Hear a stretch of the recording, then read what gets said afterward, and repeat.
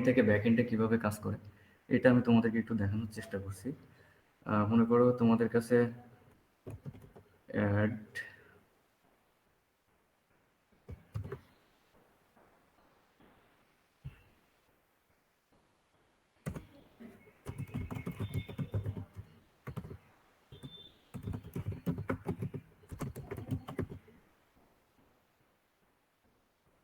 আচ্ছা, মনে করো একটা প্রজেক্ট থাকলো যেখানে তুমি যখন ওই প্রজেক্টটা ওপেন করবে তখন এমন একটা পেজ আসবে যেখানে দুইটা বাটন থাকবে। এটাকে আমি বাটন বলছি। একটা হচ্ছে অ্যাড স্টুডেন্ট বাটন এবং আরেকটা থাকবে হচ্ছে স্টুডেন্ট লিস্ট বাটন। যখন তুমি অ্যাড স্টুডেন্টে ক্লিক করবা তখন হচ্ছে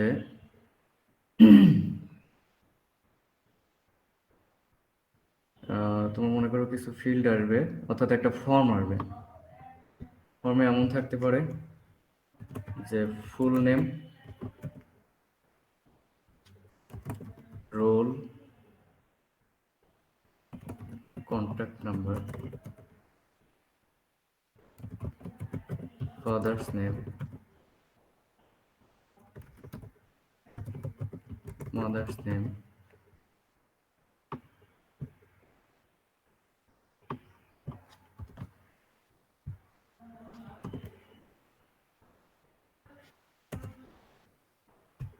অ্যাড্রেস,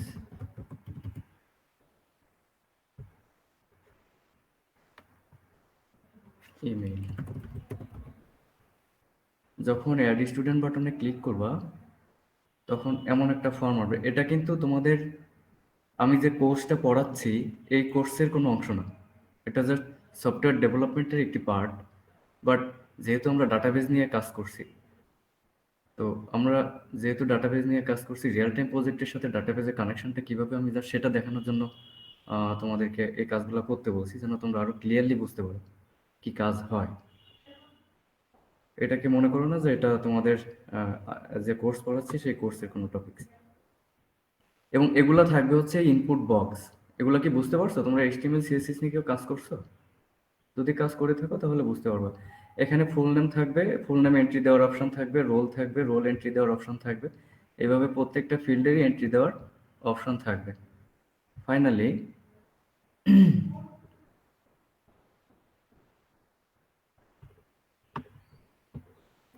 এখানে একটা বাটন থাকবে, মনে করো সাবমিট বাটন। এই ফিল্ডগুলো এন্ট্রি দেওয়ার পরে যখন সাবমিট বাটনে ক্লিক করবে তখন এই যে ডাটাগুলো, এই ডাটাগুলো ডাটাবেজে ইনসার্ট হয়ে যাবে। আমি কি বোঝাইতে পারতেছি তোমাদেরকে? জি স্যার। বুঝতে পারতেছো? ওকে। জি স্যার। এই ডাটাগুলো ডাটাবেজে ইনসার্ট হতে গেলে কি করতে হবে? ডাটাবেজে কি লাগবে? আমার স্টুডেন্ট নামে একটা টেবিল লাগবে এবং টেবিলে অ্যাট্রিবিউটস লাগবে, তাই না? ফিল্ডস লাগবে। কি কি ফিল্ডস থাকতে হবে?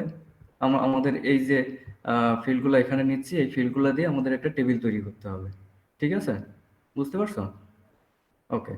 তো যখন তুমি সাবমিট বাটনে ক্লিক করছো তখন এই ডাটাগুলো ডাটাবেজে সেভ হয়ে যাচ্ছে। কিসের মাধ্যমে সেভ হচ্ছে? তোমার এই ফ্রন্ট এন্ডের সাথে ব্যাক এন্ড একটা প্রোগ্রামিং ল্যাঙ্গুয়েজে কানেকশন করতেছে। সেটা তুমি পিএইচপি দিয়ে করতে পারো, জাভা দিয়ে করতে পারো। আমার মনে হয় যে ইনিশিয়ালি তোমরা পিএইচপিটা ইউজ করো আপাতত কাজগুলো বোঝার জন্য, যেহেতু এটা অনেক ইজি। পিএইচপিটা অনেক ইজি, তো এটা ইউজ করো। দেন তোমরা যত অ্যাডভান্স লেভেলে যাবো তখন অন্যান্য জিনিসগুলো ইউজ করতে পারবো। আগে কনসেপ্টটা ক্লিয়ার করো। তাহলে এই ফ্রন্ট এন্ডের সাথে ফ্রন্ট এন্ডটা তৈরি করতেছে তুমি এইচটিএমএল সিএসএস বুটস্ট্র্যাপ যাই বলো না কেন সেগুলো দিয়ে। এই ফ্রন্ট এন্ডের সাথে যখন তুমি সাবমিট ক্লিক করতেছো তখন এটা প্রোগ্রামিং ওই ব্যাক এন্ড ল্যাঙ্গুয়েজ অর্থাৎ পিএইচপির সাথে কানেক্ট হয়ে সেটা কি হচ্ছে ডাটাবেজের সাথে কানেকশন হয়ে, এবং এই ব্যাক এন্ড প্রোগ্রামিং ল্যাঙ্গুয়েজের সাথে কিভাবে এটা ইন্টারাক্ট করতে হবে, ডাটাবেজের সাথে কিভাবে ব্যাক এন্ড প্রোগ্রামিং ল্যাঙ্গুয়েজের সাথে কানেক্ট করতে হবে, সেগুলো তোমরা নিজেরা একটু দেখে কাজ করবে। যদি কারো প্রবলেম হয় আমাকে বললে আমি তোমাদেরকে দেখাই দিব। এটা সেভ হয়ে গেল। ওকে, এখন যখন তুমি স্টুডেন্ট লিস্টে ক্লিক করবা, এটা কি হলো? যখন অ্যাড স্টুডেন্টে ক্লিক করলা তখন এরকম একটা ফর্ম আসলো। যখন স্টুডেন্ট লিস্টে ক্লিক করবা তখন এই যে তুমি ডাটাগুলো ইনসার্ট করছো, মনে করো এখানে একাধিক স্টুডেন্টের ডাটা তুমি ইনসার্ট করলা, মনে করো 10টা স্টুডেন্টের ডাটা ইনসার্ট করলে, স্টুডেন্ট লিস্টে যখন ক্লিক করতেছো তখন কি হবে? আচ্ছা,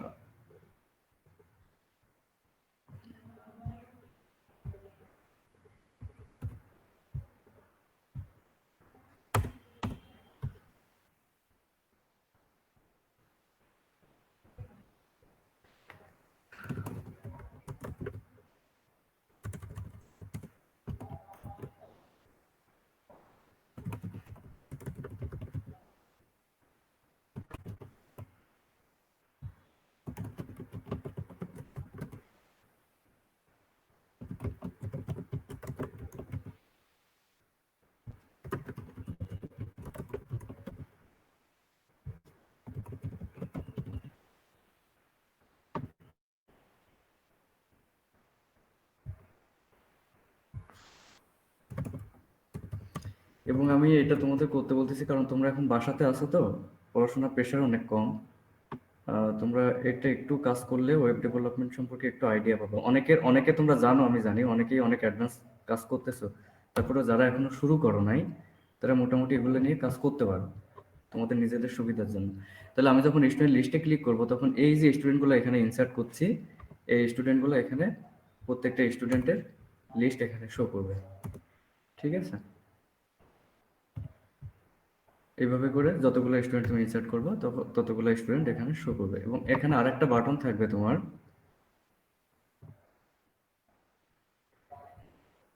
মনে করো অ্যাকশন। এই অ্যাকশন বাটনে প্রত্যেকটা স্টুডেন্টের সাথে এডিট এবং ডিলিট নামে দুইটা অপশন থাকবে। প্রত্যেকটা স্টুডেন্টের সাথে যখন তুমি এডিটে ক্লিক করবা, তখন আরেকটা ফর্ম আসবে, যে ফর্মে স্টুডেন্টের ইনফরমেশন সহ একটা ফর্ম আসবে। অর্থাৎ মনে করো যে তুমি 1 নম্বর স্টুডেন্টকে এডিট করতে চাচ্ছ, তাহলে যখন এডিট বাটনে ক্লিক করছো তখন ওই স্টুডেন্টের ইনফরমেশন সহ একটা ফর্ম আসবে। সেখানে তুমি স্টুডেন্টের প্রয়োজনীয় ডাটা এডিট করে, মনে করো তার নামের বানান ভুল হয়েছে, তুমি নামের স্পেলিংটা ঠিক করে দিলা। দেওয়ার পরে আবার যখন সাবমিট করলা, তখন সে কি করলো, ওই যে কারেকশন, তুমি যেটা কারেকশন করলা সেই কারেকশন নিয়ে সে ডাটাবেজে আপডেট করে দিল। অর্থাৎ ডাটাবেজে আমার দুইটা অ্যাকশন হলে এখানে ডাটাবেজে আমি ইনসার্ট করতে পারতেছি, আপডেট করতে পারতেছি, ডাটাগুলা শো করতে পারছি। এবং আরেকটা বাটন থাকবে ডিলিট বাটন, প্রত্যেকটা স্টুডেন্টের সাথে এইভাবে করে এডিট এবং ডিলিট বাটন থাকবে। যখন তুমি ডিলিট বাটনে ক্লিক করবা, তখন ওই স্পেসিফিক স্টুডেন্টটা তোমার ডাটাবেস থেকে ডিলিট হয়ে যাবে। ওকে, তোমরা কি আমার আমার কনসেপ্টটা বুঝতে পারছো? আমি কি বলতে চাচ্ছি জি স্যার। স্যার। বোঝা গেছে? জি স্যার। ওকে, এখন কথা হচ্ছে যে পিএইচপি শিখতে তো অনেক সময় লাগবে কি লাগবে না সেটা তোমাদের ব্যাপার। আমি তোমাদেরকে একটা শর্ট কোর্সের লিঙ্ক দিয়ে দিচ্ছি, তোমরা অনেকেই এই সাইটটার নাম জানো। তারপরে আমি তোমাদেরকে একটু বলে দিই যারা জানো না, w3schools.com। এখানে ওয়েব ডেভেলপমেন্টের জন্য প্রত্যেকটা টপিকসেরই বেসিক যে নলেজগুলা, সেই নলেজগুলা কিন্তু এখানে খুব সুন্দর করে দেওয়া আছে। তোমরা এই সাইটটা ইউজ করতে পারো। এখানে তোমাদের এডিটরও দেওয়া আছে সরাসরি। তোমরা এখানে এই যে এখানে পিএইচপি টিউটোরিয়াল দেখো, W3 স্কিলসে যাওয়ার পরে লার্ন পিএইচপি, এখানে আসার পরে দেখো পিএইচপি টিউটোরিয়াল আছে। এখানে পিএইচপি বেসিক বেসিক সম্পর্কে তোমরা একবারে ক্লিয়ার ধারণা পেয়ে যাবে। এবং এখানে এটার জন্য তোমার আলাদা এডিটর লাগবে না, আলাদা কম্পাইলার লাগবে না। এই যে ট্রাই ইট ইয়োরসেলফ, এখানে যখন তুমি ক্লিক করবা, তখন তুমি যে কাজগুলো করবা, মনে করো ফার্স্ট স্ক্রিপ্ট টেস্ট, এখানে তোমাদের সরাসরি রান করার অপশন আছে। দেখো রাইট সাইডে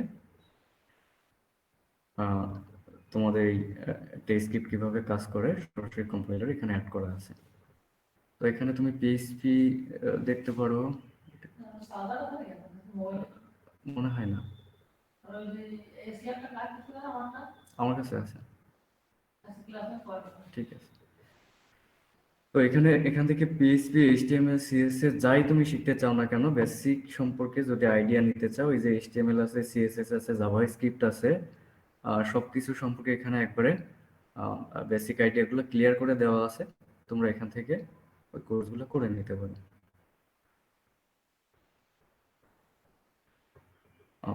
বুঝতে পারছো?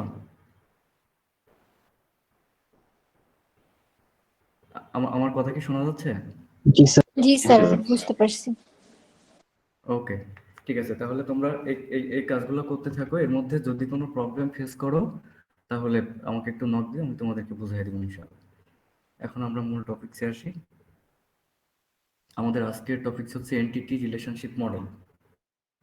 দেখবো তোমাদের সিলেবাসে একটা টপিকস আছে এনটিটি রিলেশনশিপ মডেল। অর্থাৎ এটার কাজ হচ্ছে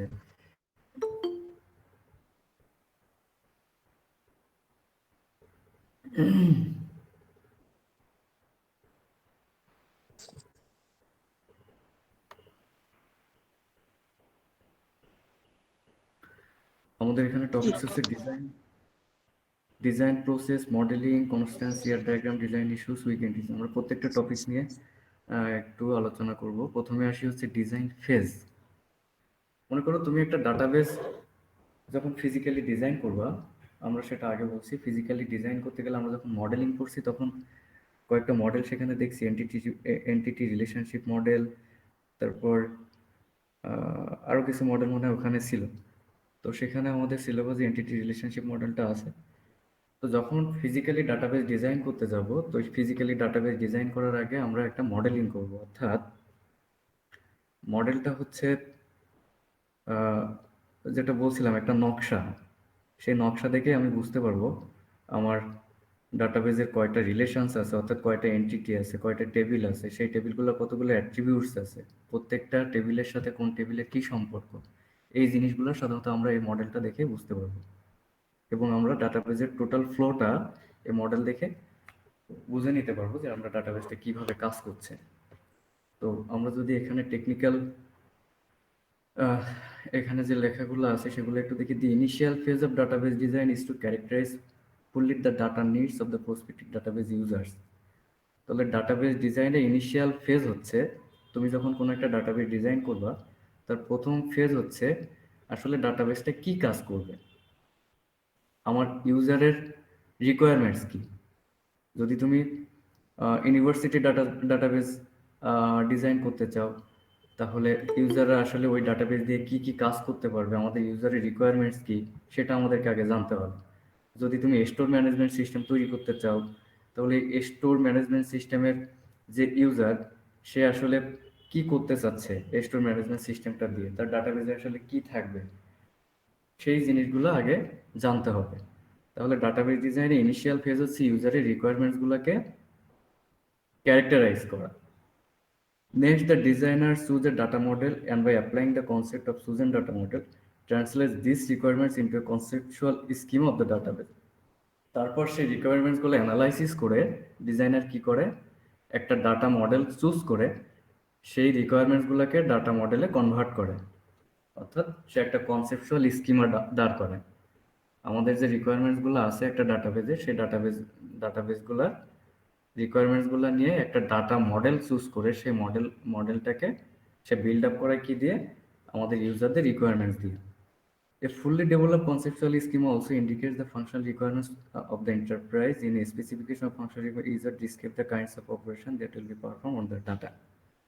যেটা বললাম আর কি, fully developed conceptual schema also indicates the functional requirements of the enterprise, অর্থাৎ যে অর্গানাইজেশন নিয়ে আমি কাজ করব সেই অর্গানাইজেশনের একবারে পুরোপুরি ফাংশনাল রিকোয়ারমেন্টসটা উঠে আসে কোথায়, আমাদের এই ডিজাইনের মধ্যে।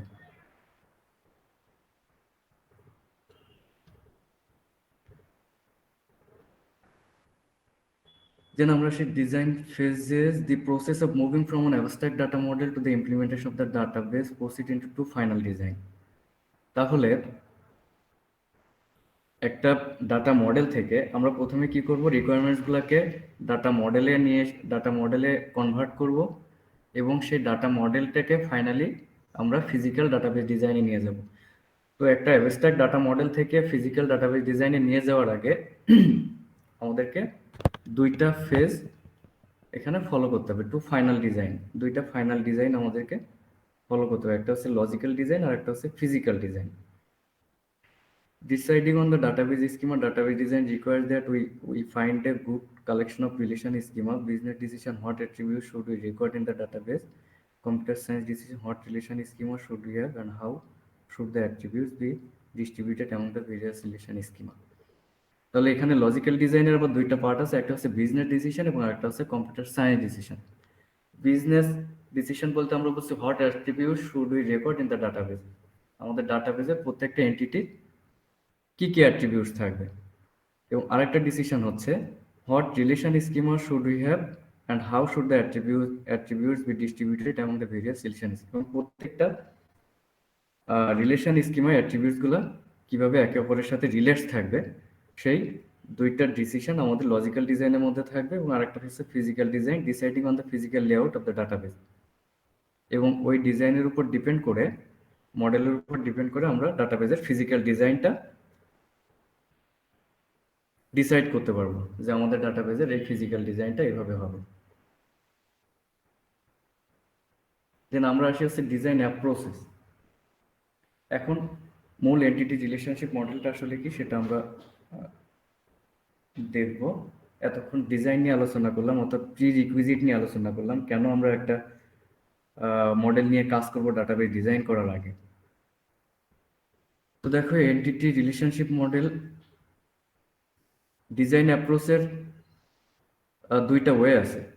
একটা হচ্ছে এন্টিটি রিলেশনশিপ মডেল এবং আরেকটা হচ্ছে নর্মালাইজেশন।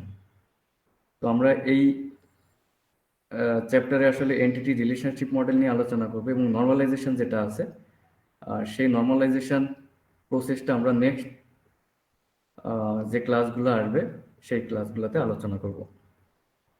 দেখো, entity relation models and interface as a collection of entities and relationships. তাহলে মডেলটা হচ্ছে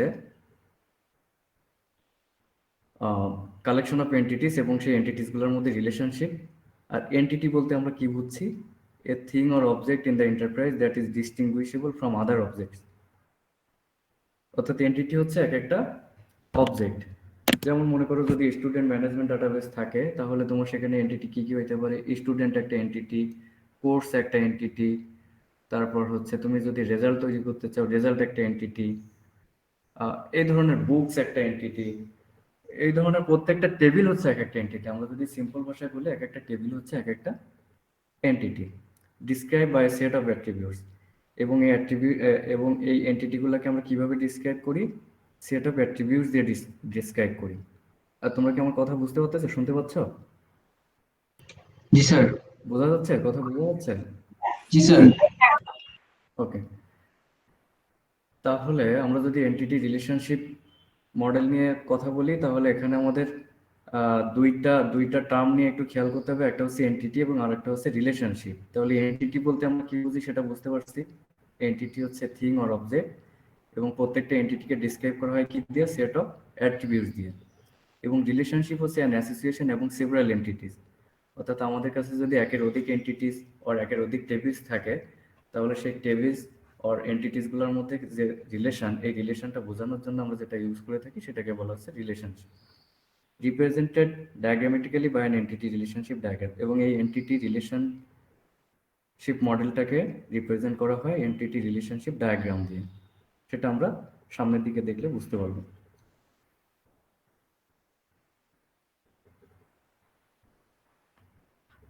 দেখো, ডাটাবেস মডেলিং, দি ইয়ার ডাটা মডেল, এটা মডেল হবে, was developed to facilitate database design by allowing a specification on the interface schema that represent the overall logical structure of database.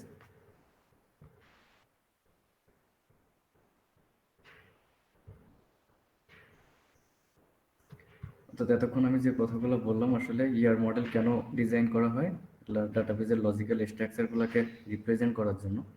The ER model is very useful in mapping the meaning and interaction of real world enterprise onto a conceptual schema.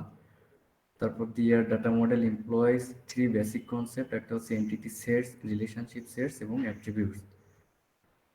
তাহলে ER data মডেলে আমাদের তিনটা basic concept সম্পর্কে জানতে হবে। একটা হচ্ছে entity sets, আর একটা রিলেশনশিপ সেটস এবং অ্যাট্রিবিউটস।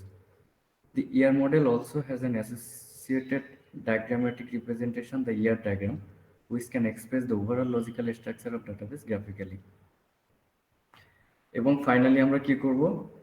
এই এন্টিটির মধ্যে রিলেশন, এই অ্যাট্রিবিউটস, এগুলাকে দিয়ে একটা ডায়াগ্রাম তৈরি করব। যে ডায়াগ্রাম দিয়ে কি বোঝা যাবে? আমাদের একটা ডাটাবেজের লজিক্যাল স্ট্রাকচারগুলো আসলে আমরা ডায়াগ্রাম দিয়ে বুঝতে পারবো। এখন দেখো, entity sets. An entity is an object that exists and is distinguishable from other objects. Entity বলতে কি বুঝি আমরা সেটা একটু আগেই বলছি। যেমন মনে করো, পার্সন, কোম্পানি, ইভেন্ট, প্লান্ট, এগুলো এক একটা এন্টিটি। এন্টিটি সেট হচ্ছে set of entities of the same type that share the same properties, set of all person, companies, trees, holidays. তাহলে এন্টিটি সেট বলতে আমরা কি বুঝছি? মনে করো, আমি যদি একটা এন্টিটির কথা বলি স্টুডেন্ট, এই স্টুডেন্টের মনে করো যে দুইটা অ্যাট্রিবিউটস আছে, একটা হচ্ছে নেম এবং একটা হচ্ছে কন্ট্যাক্ট নাম্বার। এবং আমার এখানে 10টা স্টুডেন্টের এন্ট্রি আছে। তাহলে এখানে এন্টিটি কোনটা?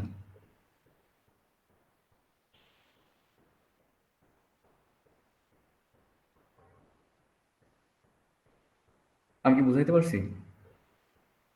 আমার একটা টেবিল আছে স্টুডেন্ট, দুইটা অ্যাট্রিবিউটস আছে নেম এবং হচ্ছে কন্ট্যাক্ট নাম্বার, এবং এই টেবিলে আমার 10টা স্টুডেন্টের রেকর্ড আছে। তাহলে এখানে এন্টিটি কোনটা?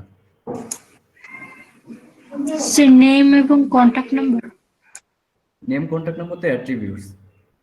স্যার স্টুডেন্ট না স্যার? দশটা স্যার, দশটা যে স্যার স্টুডেন্ট হচ্ছে কি স্যার? Student Entity. স্টুডেন্ট হচ্ছে এন্টিটি, আর এন্টিটি সেট হচ্ছে যে 10টা রেকর্ড আছে আমার, সেই 10টা রেকর্ডকে বলা হচ্ছে এন্টিটি সেট। ক্লিয়ার? জি স্যার। Okay.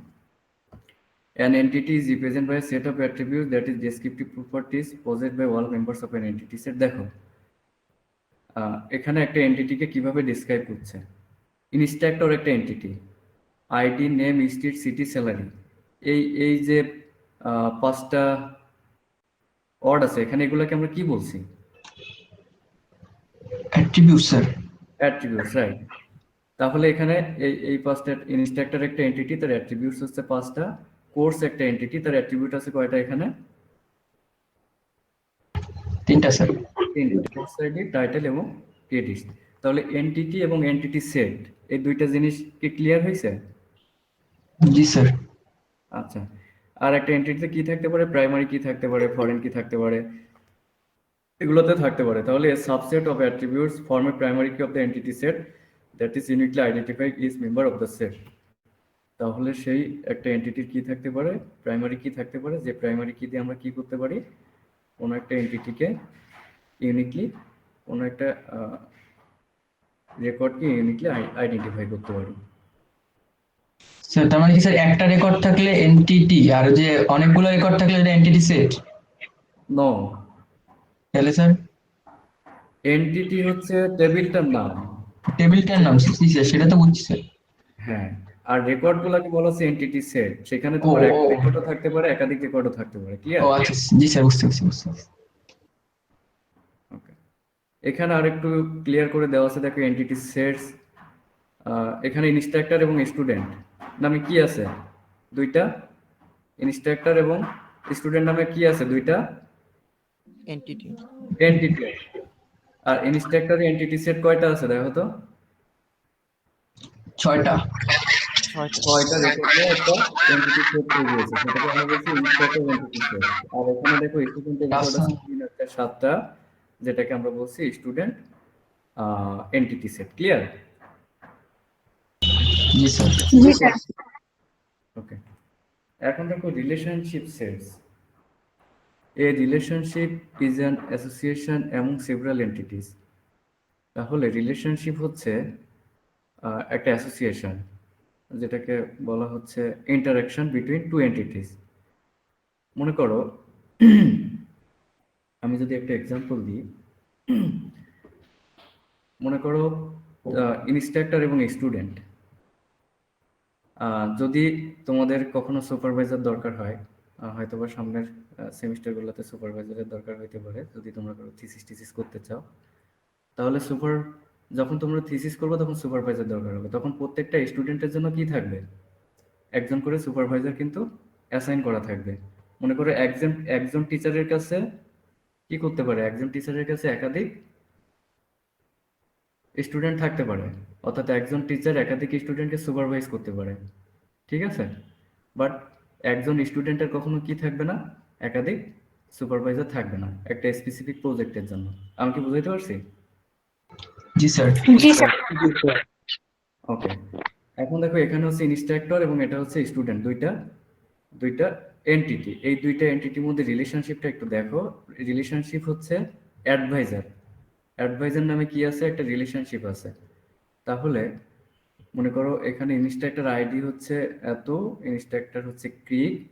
এই ইনস্ট্রাক্টরের আন্ডারে স্টুডেন্ট আছে কে? তানাকা।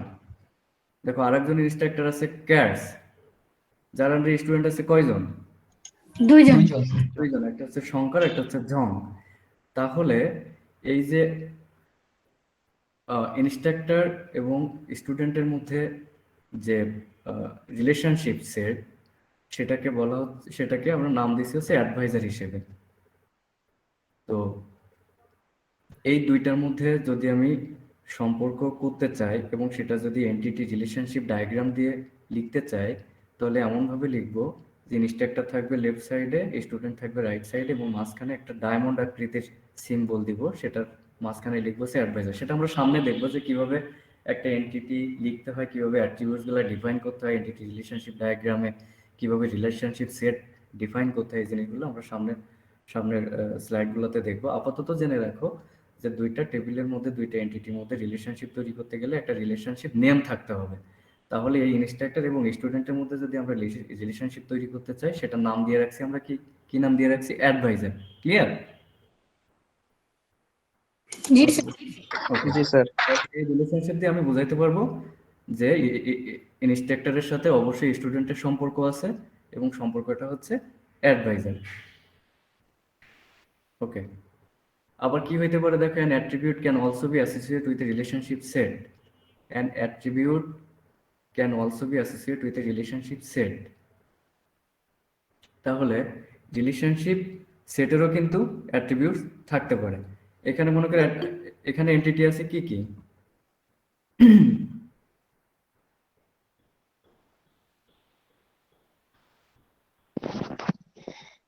স্যার এখানে এন্টিটি আছে, দুইটা এন্টিটি আছে না, ইন্সপেক্টর এবং স্টুডেন্ট, ইন্সট্রাক্টর আর স্টুডেন্ট।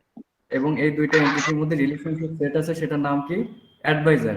এই অ্যাডভাইজারের দেখো আবার অ্যাট্রিবিউটস আছে, অর্থাৎ এই ইনস্ট্রাক্টর এই স্টুডেন্টকে যে অ্যাডভাইস করবে সেটা অ্যাসাইন্ড হয়েছে কত তারিখে? 3 মে 2018। এই ইনস্ট্রাক্টর এই দুইটা স্টুডেন্টকে অ্যাডভাইস করবে, সেটা অ্যাসাইন হয়েছে কত তারিখে? 10 জুন 2007, 12 জুন 2006। এইভাবে করে এই যে অ্যাডভাইজার, এটা কিন্তু একটা রিলেশনশিপ সেট। আমরা দেখছি কি এন্টিটির অ্যাট্রিবিউটস থাকে, বাট আমরা এখন দেখলাম কি রিলেশনশিপ যে সেটটা আমরা তৈরি করব সেটাতেও কিন্তু কি থাকবে?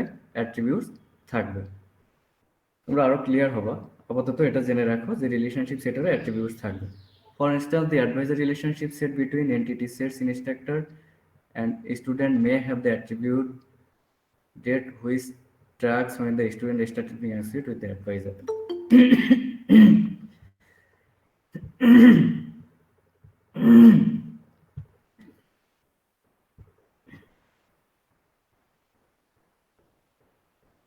দেন আমরা আসি বাইনারি রিলেশনশিপে ডিগ্রি অফ রিলেশনশিপ সেট।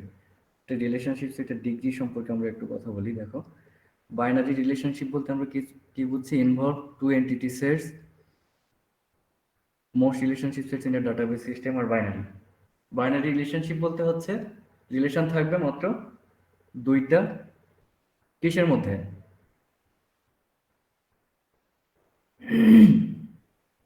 এন্টিটির মধ্যে। দুইটা এন্টিটির মধ্যে যদি রিলেশন থাকে তাহলে সেটাকে আমরা বলবো কি? Binary relation. Binary level. Relationship between more than two entity sets are rare, এবং রিলেশনাল ডাটাবেজে সাধারণত বাইনারি রিলেশনটাকেই বেশি প্রাধান্য দেওয়া হয়। সেখানে মোর দ্যান টু এন্টিটি সেটের মধ্যে রিলেশনশিপটা অনেক রেয়ার। মোস্ট রিলেশনশিপ আর বাইনারি, মানে ম্যাক্সিমাম রিলেশনশিপই হচ্ছে বাইনারি। মনে করো student work on research project under the guidance of an instructor, যেটা আমি একটু আগে তোমাদেরকে বললাম। তাহলে একটা স্টুডেন্ট কি করছে? রিসার্চ প্রজেক্ট নিয়ে কাজ করছে, কার গাইডেন্সে? একজন ইনস্ট্রাক্টরের গাইডেন্সে। তাহলে এখানে দেখো তিনটা এন্টিটি আছে, একটা হচ্ছে স্টুডেন্ট এন্টিটি, আর একটা হচ্ছে ইনস্ট্রাক্টর এন্টিটি, এবং আরেকটা কি এন্টিটি? Project entity. স্টুডেন্ট কি করবে? ইনস্ট্রাক্টরের আন্ডারে রিসার্চ প্রজেক্ট করবে, ইনস্ট্রাক্টর তাকে অ্যাডভাইস করবে এবং রিসার্চ প্রজেক্টের আন্ডারে। তাহলে এই যে তিনটা এন্টিটি, এই তিনটা এন্টিটির মধ্যে যে রিলেশন, সেটাকে আমরা বলছি হচ্ছে টার্নারি রিলেশনশিপ। ঠিক আছে? এবং এটাকে যদি আমরা ডায়াগ্রামেটিক্যালি রিপ্রেজেন্ট করতে চাই, তাহলে এন্টিটি ইনস্ট্রাক্টর, স্টুডেন্ট এবং প্রজেক্ট, এই তিনটা এন্টিটিস থাকবে, এবং মাঝখানে প্রজেক্ট গাইড নামে একটা রিলেশনশিপ সেট আমরা তৈরি করব, এবং সেটার সাথে এই তিনটা এন্টিটিকে কানেক্ট করে দিব। এবং সেটা কিভাবে করব, কেন করব, তার মানে সেটা ওয়ান টু ওয়ান রিলেশন হবে নাকি ওয়ান টু মেনি রিলেশন হবে, সেই জিনিসগুলো আমরা একটু নেক্সট ফেজে দেখব। তাহলে এখান থেকে কি বুঝতে পারছো যে ম্যাক্সিমাম রিলেশনশিপ হবে হচ্ছে দুইটা এন্টিটির মধ্যে। যদি দুইয়ের এদিক এন্টিটির মধ্যে রিলেশন হয়, অর্থাৎ তিনটা এন্টিটির মধ্যে রিলেশন হয়, সেটাকে আমরা বলছি টার্নারি রিলেশনশিপ। এবং একটা এক্সাম্পল এখানে দেওয়া আছে যে টার্নারি রিলেশনশিপ কিভাবে কাজ করে। এখন আমরা আসি mapping cardinality constants. Express the number of entities to which another entity can be associated via a relationship set. Most useful in describing binary relationship sets. For a binary relationship, mapping cardinality must be one of the following types. Mapping cardinality বলতে বোঝাচ্ছে যে একটা এন্টিটির সাথে আর একটা এন্টিটির যে relation, সেই রিলেশনটা কেমন, সেটা হচ্ছে ওয়ান টু ওয়ান রিলেশন, নাকি ওয়ান টু মেনি রিলেশন, নাকি মেনি টু ওয়ান রিলেশন, নাকি মেনি টু মেনি রিলেশন। মনে করো আমি যে এক্সাম্পলটা দিছিলাম ইনস্ট্রাক্টর এবং স্টুডেন্ট, অর্থাৎ একজন স্টুডেন্ট ইনস্ট্রাক্টরের আন্ডারে কি করছে, রিসার্চ প্রজেক্ট করছে। তাহলে এখানে স্টুডেন্ট এবং ইনস্ট্রাক্টরের মধ্যে যে রিলেশন, সেটা স্টুডেন্ট এবং ইনস্ট্রাক্টর এই দুইটার মধ্যে যে রিলেশন, স্টুডেন্ট টু ইনস্ট্রাক্টর, এটা কি হবে বলো তো, ওয়ান টু মেনি নাকি one to one? Sir One student to one. Student to instructor এটা হবে মেনি হচ্ছে, টু ওয়ান হবে স্যার। কেন মেনি টু ওয়ান হবে? একজন স্টুডেন্ট Sir, এটা one to one না। স্যার 1 to many হবে। No, student to instructor many to one হবে স্যার। এই যে স্টুডেন্ট তো দুইটা স্টুডেন্ট একটা ইনস্ট্রাক্টরের সাথে ই করতেছে স্যার। স্টুডেন্ট টু ইনস্ট্রাক্টর যখন হবে তখন অবশ্যই ওয়ান টু ওয়ান, অর্থাৎ একজন স্টুডেন্ট কেবলমাত্র একজন ইনস্ট্রাক্টর আন্ডারে কাজ করতে পারবে, তাহলে স্টুডেন্ট টু ইনস্ট্রাক্টর হচ্ছে ওয়ান টু ওয়ান।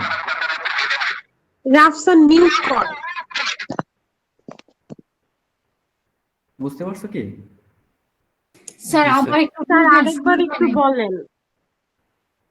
আচ্ছা, মনে করো স্টুডেন্ট এবং ইনস্ট্রাক্টর এই দুইটার মধ্যে রিলেশন কি হবে? স্টুডেন্ট টু ইনস্ট্রাক্টর, আমি কিন্তু ইনস্ট্রাক্টর টু স্টুডেন্ট বলছি না, আমি বলছি হচ্ছে স্টুডেন্ট টু ইনস্ট্রাক্টর, এই দুইটার মধ্যে রিলেশনটা কি হবে? স্যার one to one হবে। Right, one to one. কেন?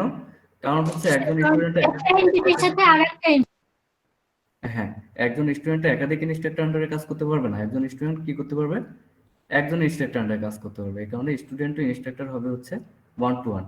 আবার যদি আমি রিভার্স করি ইনস্ট্রাক্টর টু স্টুডেন্ট, তাহলে এই রিলেশনটা কি হবে? 1 to many. 1 to many। Right, one to many.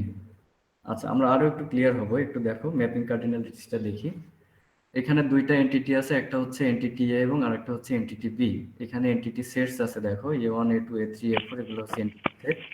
R B এর এন্টিটি সেট আছে B1 B2 B3। আমরা যদি ওয়ান টু ওয়ান চিন্তা করি, দেখো একটার সাথে শুধুমাত্র একটারই রিলেশন আছে, অর্থাৎ এন্টিটি এর একটা রিলেশন, একটা এন্টিটির সাথে এন্টিটি বি এর একটা এন্টিটি রিলেশন থাকবে।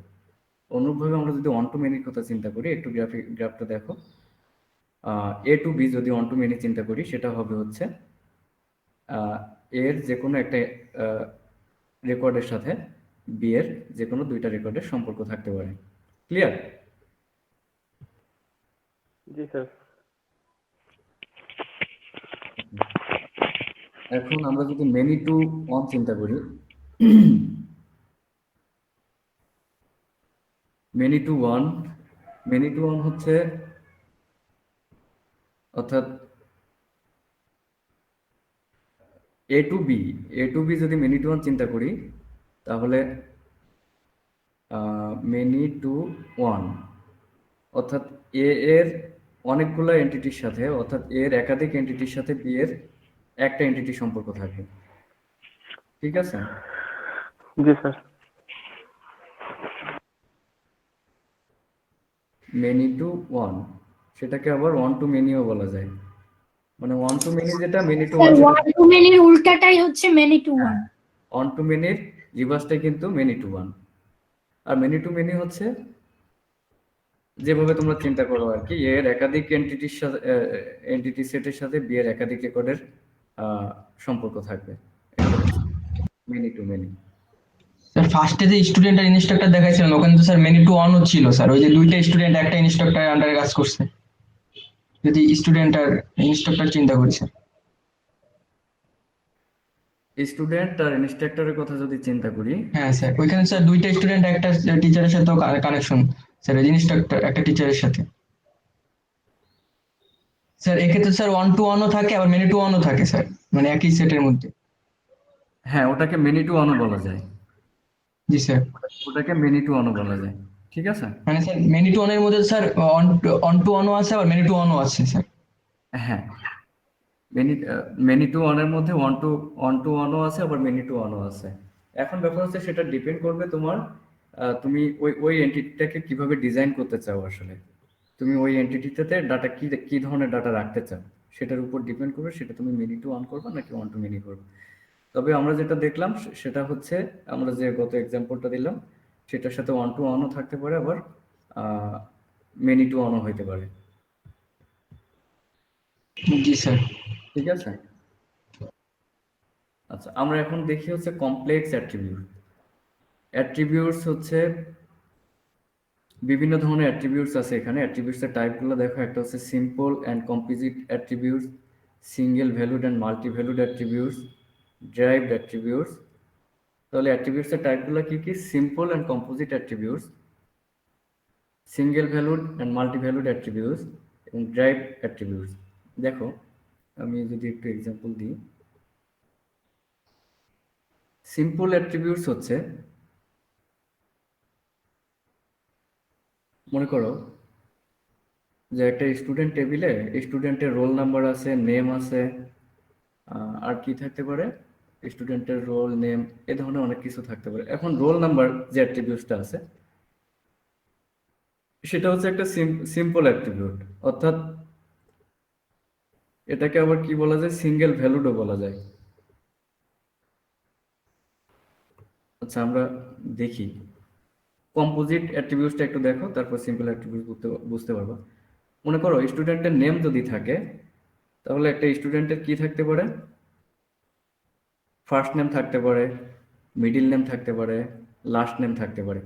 অর্থাৎ যখন একটা অ্যাট্রিবিউটসকে একাধিক অ্যাট্রিবিউটসে ভাগ করার অপশন থাকে সেটাকে আমরা কি বলছি? Composite attributes. ঠিক আছে? মনে করো অ্যাড্রেস একটা অ্যাট্রিবিউটস। এই অ্যাড্রেসটা কি একাধিক ভাগে ভাগ করা যায় না? অ্যাড্রেস বলতে আমরা street, city, state, postal code, এই অ্যাড্রেসটাকে আমরা আবার এই 4টা ভাগে ভাগ করতে পারি কিনা? যদি মনে করো অ্যাড্রেস আমরা কি লিখতে পারি, থ্রলি street, city, state, postal code আমরা এক লাইনে লিখে দিতে পারি। আবার কি করতে পারি, যে অ্যাড্রেসটাকে আমি আবার ভাঙতে চাচ্ছি, আমি স্পেসিফিক করে দিতে চাচ্ছি, এবং তার ফলে কি হচ্ছে, অ্যাড্রেসটাকে ভেঙে আমি আবার 4টা অ্যাট্রিবিউটসে ডিফাইন করছি, যেমন street, city, state, postal code. তাহলে অ্যাড্রেস হচ্ছে একটা কম্পোজিট অ্যাট্রিবিউট। কারণ হচ্ছে কি, অ্যাড্রেসের আবার কতগুলো সেকশন থাকতে পারে। নেম হচ্ছে একটা কম্পোজিট অ্যাট্রিবিউট, কারণ এই নেমটাকে আমরা আবার কি করতে পারি, কয়েকটা ভাগে ভাগ করতে পারি। বুঝতে পারছো কি? জি স্যার। আবার দেখো, আমরা যদি স্ট্রিট যেটা আছে, স্ট্রিট যে অ্যাট্রিবিউটসটা আছে, এটাকে কিন্তু আবার কয়েকটা ভাগে ভাগ করতে পারি। Street number, street name, apartment number. এই স্ট্রিটটাকে যদি আমরা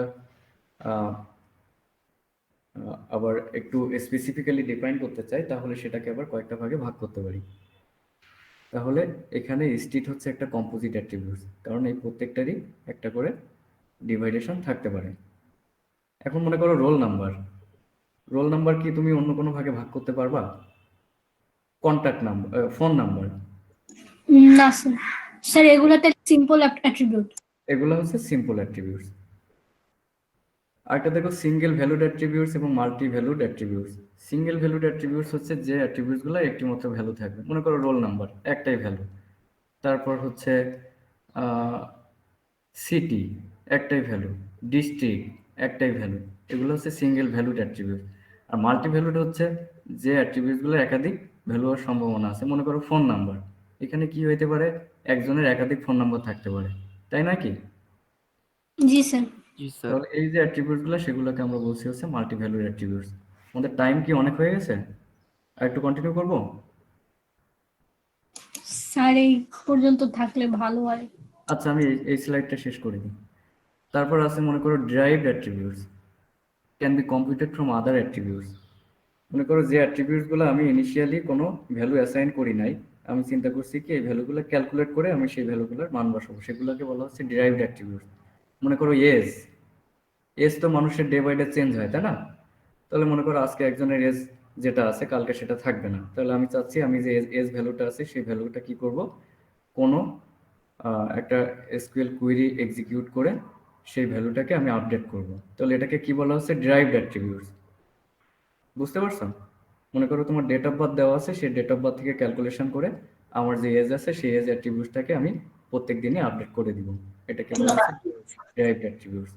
ক্লিয়ার? জি স্যার। আর আমরা জানি কি অ্যাট্রিবিউটসে কি থাকে, ডোমেইন থাকে।